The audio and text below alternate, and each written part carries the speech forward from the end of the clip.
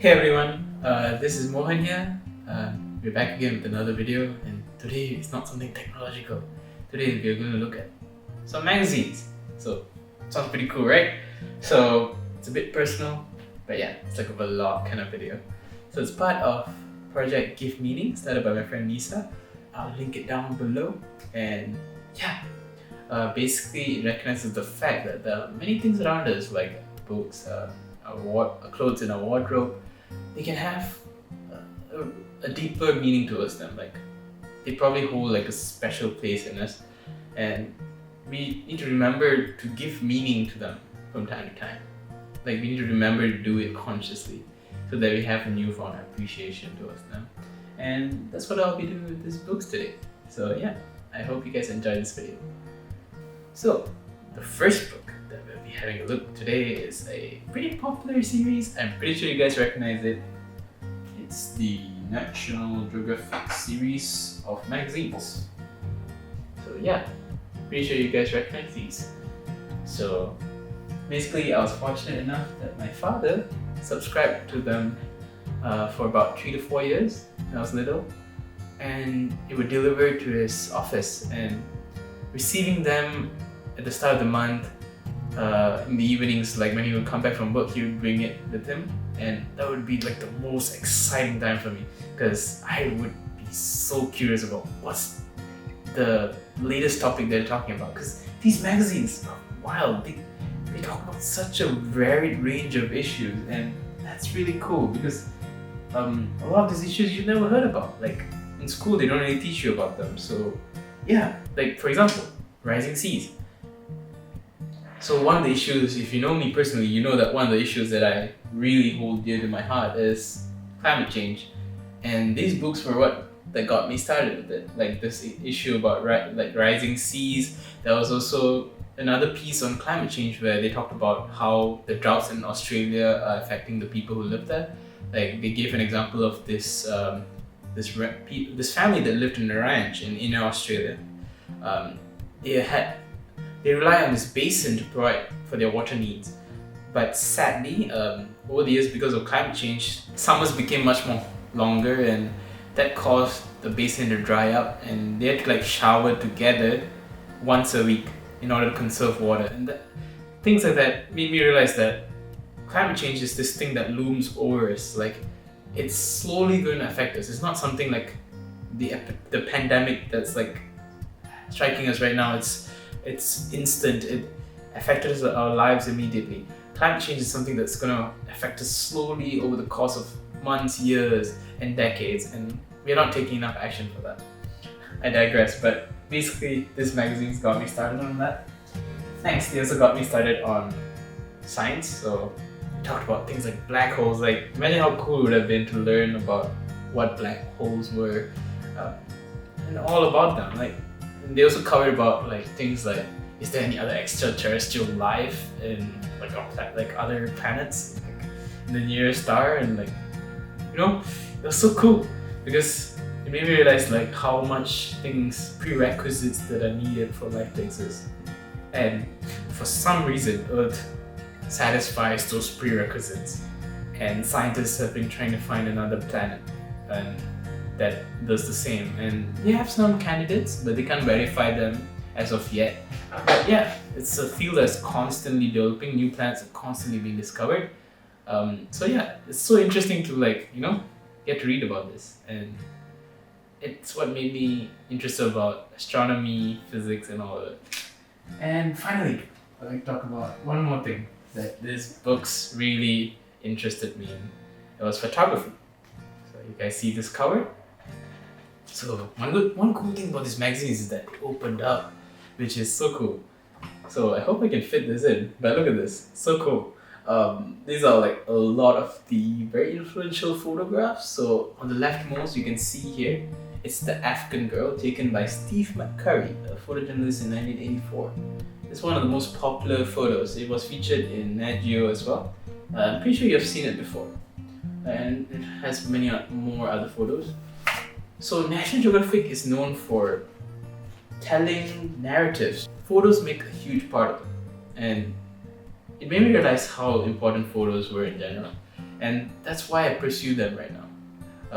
My intention when I started off with photography was to tell narratives, and yeah, I've been trying my best to do that, and hopefully I can get to do it more soon. So next, we have gone through all of this National Geographic books. So next we have Top Gear. So Top Gear, pretty sure you guys might have heard of it. It used to be a TV show of sorts. So Top Gear was like this TV show where there were three blokes, like three British blokes. They were like, their names were Jeremy Clarkson, James May, and Richard Hammond.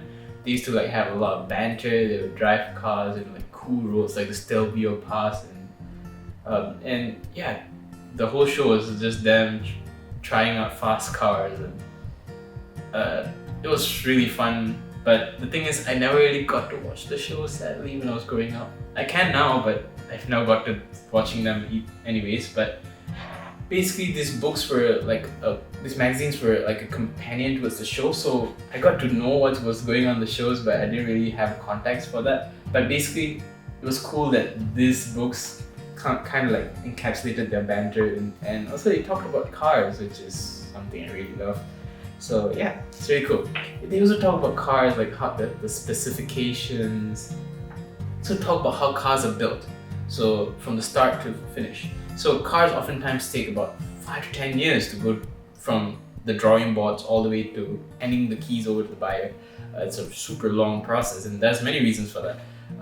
There are many factors that they have to consider, and these books gave me that perspective. What are those factors? Safety, efficiency, whether people will like the design or not. Like, there's so many factors that go into designing a car, and there's so many stages of iteration, and it gave me a newfound appreciation for the things around me.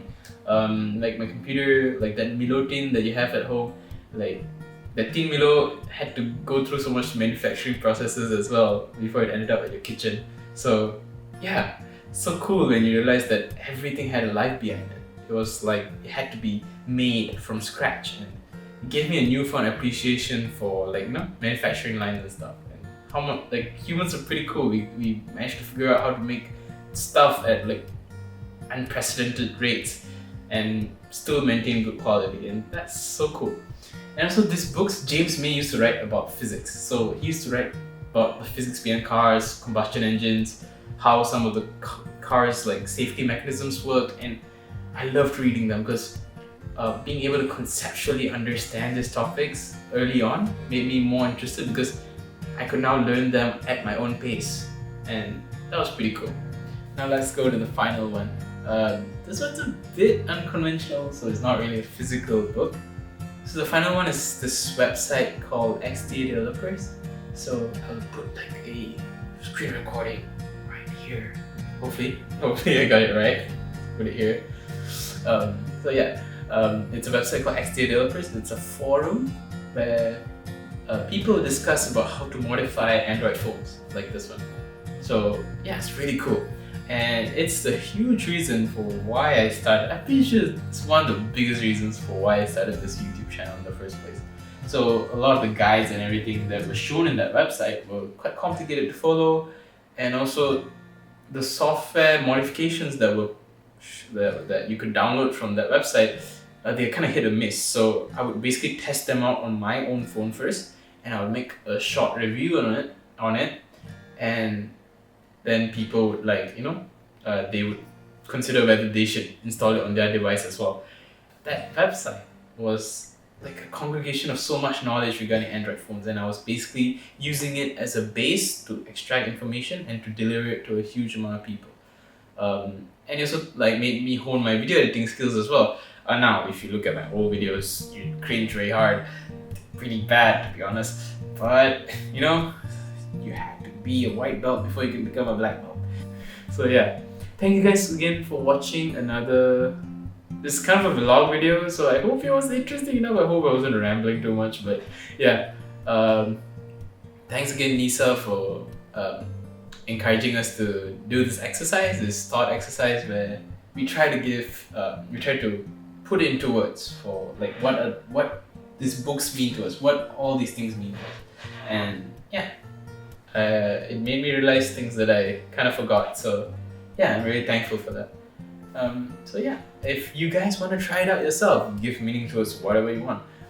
It could be your clothes in your wardrobe. That's what Nisa did. Or you can do what I did about books, or you could share an album, music album. You should collect with vinyls or CDs. You could talk about them. That's super cool. What do you guys think about these books? Did these books change your lives as well? Because they did. They did change mine. And yeah, comment down below if what's your favorite Top Gear issue? Or are you guys on XT developers as well? Did you guys have a phase where y'all used to modify phones and all that? Let me know down in the comment section below. And thank you guys again for watching. I hope this was an interesting video for you guys. Okay? Catch you guys next time. See ya.